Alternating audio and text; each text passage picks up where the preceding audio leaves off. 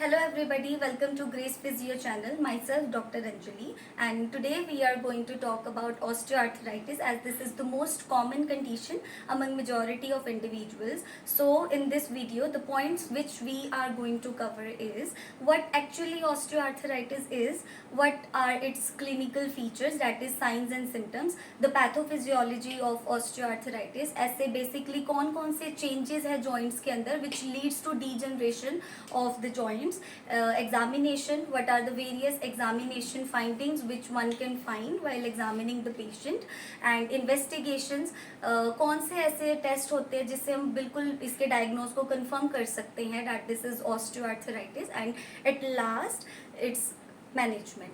So before proceeding this video, it's my request to please like, share and subscribe the channel. You will find various informative videos here. So let's get started. What is OA? It is a non-inflammatory degenerative disorder characterized by the progressive deterioration of the articular cartilages and formation of osteophytes at the joint margin. Basically ये एक degenerative disorder है. इसके अंदर धीरे धीरे करके articular cartilages degenerate होने start हो जाते हैं, उनकी डिटीरियोरेशन होनी स्टार्ट हो जाती है, और over time as this disorder progresses तो जॉइंट मार्जिन्स पे न्यू बोन्स की फॉर्मेशन हो जाती है जिसको हम ऑस्टियोफाइट्स भी बोलते हैं और बोन स्पर्स भी बोलते हैं. So let's talk about it's pathophysiology. Basically होता क्या है, इसके अंदर क्या क्या जॉइंट्स में चेंजेस आते हैं. So we are taking the example of knee joint here because this is most common in the weight bearing joint, that is knee joint. So ये normal knee joint का diagram है and this is the affected knee joint, osteoarthritic knee. Normally जो joints है उसके अंदर हेलाइन cartilage की covering होती है बोन्स के एंड पे. This cartilage provides a smooth gliding surface during the joint mobilization and it also acts as a cushion within the bones. So इस कंडीशन में ये जो आर्टिकुलर कार्टिलेज है इसकी डीजनरेशन होनी स्टार्ट हो जाती है. जैसे जैसे इसके ग्रेड्स बढ़ने शुरू होते हैं आर्टिकुलर कार्टिलेज फर्दर डिटीरियोरेट होके अनइवन हो जाता है बोन्स के एंड के बीच में, जैसे आप डायग्राम में देख ही रहे हो. जब और ये कंडीशन आगे प्रोग्रेस करती है तो आर्टिकुलर कार्टिलेज का जो एक प्रोटेक्टिव मैकेनिज्म है, नरिशमेंट और उसको जो कुशनिंग मैकेनिज्म है, ऑब्वियसली वो धीरे धीरे करके खत्म हो जाएगा. तो जिसकी वजह से जब पेशेंट मूव करेगा तो उसको पेन होगी, जॉइंट में स्वेलिंग आनी स्टार्ट हो जाएगी और भी उसके काफी फंक्शंस जो है वो डिक्रीज होने स्टार्ट हो जाएंगे. जब जॉइंट्स पे कंप्रेसिव लोड्स पड़ता है, वेट पड़ता है, तो these bones come in contact with each other. Further जब इस पे लोड बढ़ना शुरू हो जाता है तो ये बोन्स अपनी एक्सटेंशंस निकाल लेती है और ऑस्टियोफाइट्स फॉर्म करती है. These are the osteophytes here, you can see easily in this diagram. ठीक है, और फिर further at the last stage of this disease धीरे धीरे करके स्क्लेरोसिस होना स्टार्ट हो जाता है. What is sclerosis? Sclerosis is the abnormal hardening of the bones और टिश्यूज. फिर आगे चल के क्या होता है, when the condition become even more worse, यही जो बोन्स है वो ब्रेक डाउन हो जाती है और इसके जो फ्रेगमेंट्स है वो जॉइंट्स के अराउंड फ्लोट करना स्टार्ट कर देते हैं.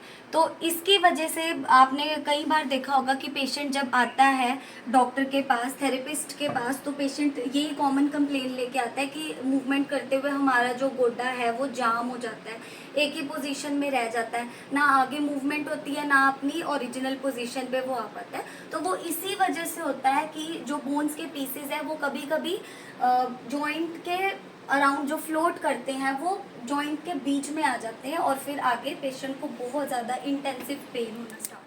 क्लिनिकल फीचर्स की, so first one is pain. Pain is the most common and earliest presenting symptom. Initially, it occurs during or after weight bearing activity, but over time, pain become continuous even at rest. Next one is swelling. Swelling is basically a late feature और जो swelling है वो mainly effusion की वजह से होती है. जब joints पे load पड़ता है, जब joints पे weight आता है तो जितने भी joints के around जो synovial tissues होते हैं उनमें inflammation होनी start हो जाती है. Inflammation leads to effusion and effusion eventually leads to swelling. Next one is stiffness. Initially जो स्टिफनेस है वो पेन की वजह से और मसल स्पाज्म की वजह से होती है, बट पेन की वजह से पेशेंट धीरे धीरे करके मोबिलिटी को कम कर देता है. ठीक है, जॉइंट मूवमेंट कम हो जाती है. उसकी वजह से फर्दर जॉइंट का जो कैप्सूल है वो टाइट हो जाता है. Capsular contracture further contribute to stiffness. Next is crepitation. Crepitation is mainly the sound produced during the joint mobilization. जो क्वालिटी है वो धीरे धीरे करके आर्टिकुलर कार्टिलेज की क्वालिटी पुअर हो जाती है. उसकी पुअर क्वालिटी की वजह से आर्टिकुलर कार्टिलेज की इरेगुलरिटीज़ की वजह से मेनली क्रेपिटेशन स्टार्ट हो जाती है. अब हम बात करेंगे एग्जामिनेशन के बारे में. ठीक है. सो एक इम्पॉर्टेंट बात ये है कि इधर जितने भी एग्जामिनेशन के पॉइंट्स मेंशन्ड है, ज़रूरी नहीं है कि जब कोई भी पेशेंट आपके पास आएगा तो वो सारे के सारे पॉइंट्स उस पेशेंट में आपको मिलेंगे ही मिलेंगे. These all points totally depend upon the severity of the condition. Okay. So number 1 is tenderness. जब भी पेशेंट आपके पास आएगा तो जब आप उसकी जॉइंट मार्जिन को पैल्पेट करोगे, लोकली पैल्पेट करोगे, तो पेशेंट को इंटेंसिव पेन होगा. That is tenderness. Next is crepitus. मैंने आपको पहले ही बताया था. Crepitus is the sound produced during the joint mobilisation. जब आप एक्टिवली ही पेशेंट से जॉइंट मूव करवाओगे या पैसिवली पेशेंट की मूवमेंट करवाओगे तो आपको ये साउंड्स जो है वो फील होगी, ग्लाइडिंग आपको फील होगी. Next is irregular and enlarged joint. जैसे जैसे डिजीज़ का, इस डिसऑर्डर का जो ग्रेड है वो बढ़ना स्टार्ट होगा तो बोन्स के आसपास ऑस्टियोफाइट्स आ जाते हैं. जैसे मैंने आपको पहले ही समझाया था, उसकी वजह से जो जॉइंट है वो स्वेल्ड दिखेगा, एनलार्ज दिखेगा. After that deformity. जब इस कंडीशन का ग्रेड बढ़ता है, for example grade 3, grade 4, osteophytes multiple हो जाते हैं जॉइंट मार्जिन्स पे. ठीक है. और जॉइंट स्पेस भी धीरे धीरे करके जब नैरो होना स्टार्ट होता है तो for example again we are taking knee joint. जो मीडियल स्पेस होता है नी का वो धीरे धीरे डिक्रीज होना स्टार्ट होता है. मीडियल स्पेस जब डिक्रीज होता है तो नी जो है वो बो हो जाती है, बो नीज हो जाती है. ये एक डिफॉर्मिटी बन जाती है. इसको हम बोलते हैं जेन्युवेडम. Okay. Again restricted range of motion.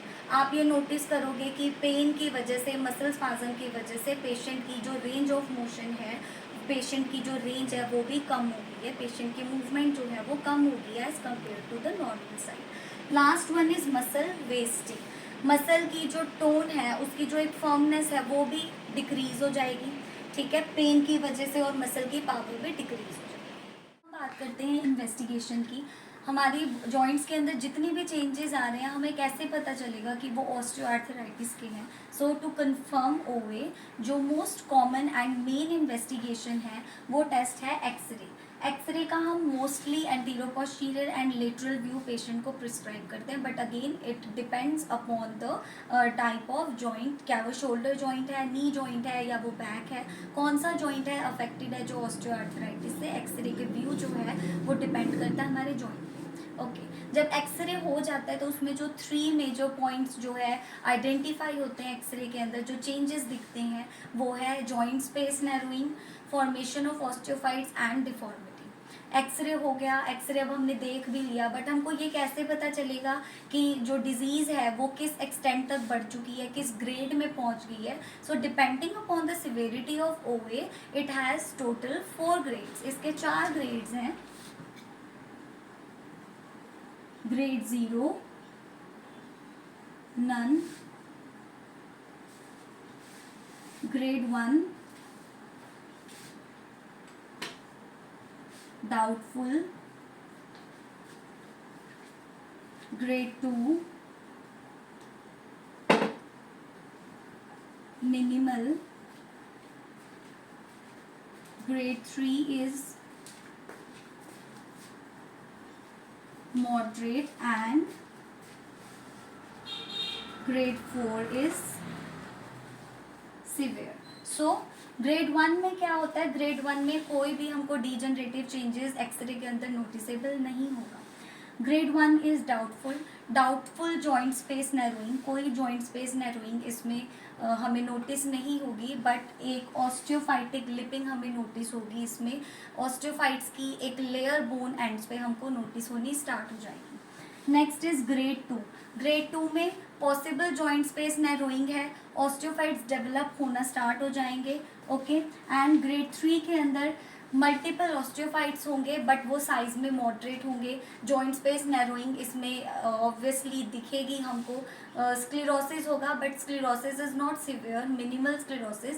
And possible deformity उसमें नोटिसेबल हो भी सकती है, नहीं भी हो सकती।